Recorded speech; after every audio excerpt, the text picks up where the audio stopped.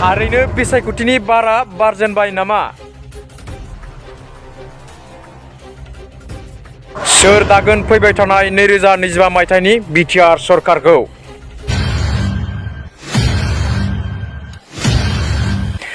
जायनि थाखाय सानफा एफा गेदेर जयनिं गुबुन गुबुन राजखान्थि दोलोनि। बेबायदिनो दिनैबो 30 नं धोनस्री बियाबाव इउपिपिएलनि गेदेर जयनिं हाबाफारि जानानै थाङो।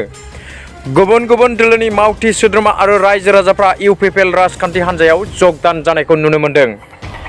बिटिआर सरकारनि गोजोन थासारि आरो जौगानायनि खामानि मावनायखौ मोजां मोननानै गोबां सुबुङा जगदान जादों होननानै मिथिनो मोननाय जादों। लोगोसे फैबाय थानाय 2025 मायथाइयाव फिन इउपिपिएलआ सोरखार दागोना रोखा जाबाय होननानै खौरांगिरिनि गेजेरजों फोरमायदों टिसिएलसि चेयारमेन रुजुग्रा मुसाहारिया।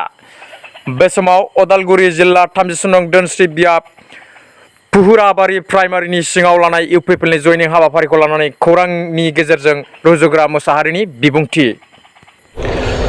नंगौ, दिनै 30 नं धोनस्री समस्तिनि सिङाव नैबे पुहुराबारि बिसिडिसिनि जि माने फिल्ड बेवहाय बिपिएफजों लोगोसे गुबुन गुबुन दोलनिफ्राय फ्राय 200निबो बारा माने दैदेनगिरि लोगोसे वार्कारफ्रा दिनै जयनिं जाफैदों।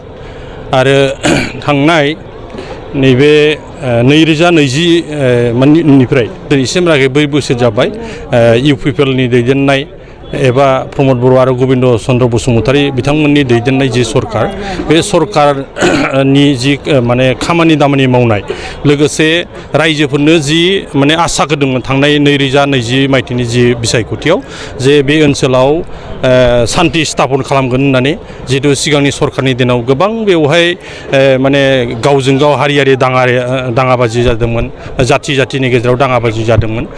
बेखौ फोजोबनो थाखाय बा फोजोबस्रांनानै बिदा फंबायनि गेजेराव अनलायनाय लाबोनाय बा हारिनि गेजेरजों हारिजों हारि अनलायनाय लाबोनाय नि गेजेराव जे सान्थि लाबोनायनि मोनसे प्रतिश्रुति होदोंमोन, बे 100% बेयो दिनै साक्सेस जादों। प्रमद बर' आरो गबिन्द चन्द्र बसुमतारी बिथांमोननि दैदेननाय जि सरकार, बेयो बयजोंबो ओंखायनो गनायजादों।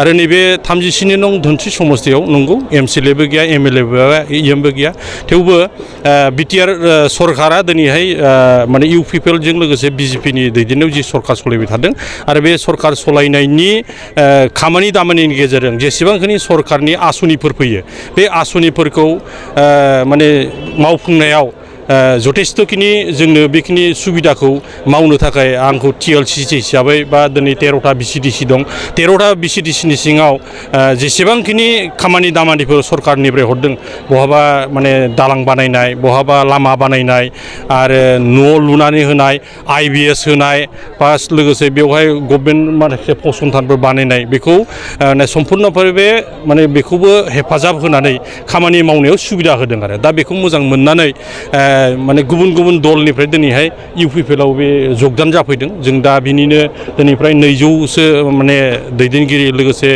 भटार्सफोर दिनैहाय बेयाव जगदान जानायखौ जों दिनै अनुस्थानिक भाबे माने आफाद हिसाबै जों बेखौ गनायना लादों।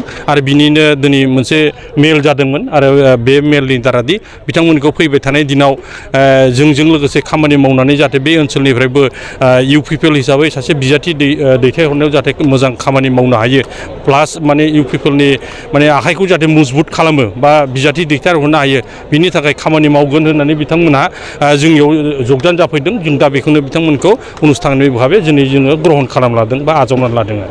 धनसिरि समस्तिनिफ्राय दिनै जोङो थांनाय 2020 मायथाइनिफ्राय दिनै 4 बोसोर जि खामानि मावबाय आरो लोगोसेयै जोंनि वार्कारफ्रा जेरैबायदि खामानि मावदों बा दैदेनगिरिफ्रा जेरखम खामानि मावदों, लोगोसे भटार्सफ्रा बा रायजो राजा मेलेनजिफ्रा जोंखौ जेरावबो जेरावहाय माने जों थाङो बेयावनो जोंखौ गनायदों आरो जोंजों जगदान जानाय बे कार्यसূची खामानि दामानिया जिहेतु सोलिबाय थादों, बेखौ जोङो दिनै निश्चित माने 100% जोङो दिनै गावखौनो रोखा जानो हायो जे फैबाय थानाय 2025 मायथाइयाव जि जानो गोनां बिटिआरनि जि माबा बिटिसिनि जि माने बिसायख'थि, बेवहाय जोङो 100% जों देरहागोन, जों बेखौ दिनै रोखायै जों दिनै बुंनो हायो। Thank you.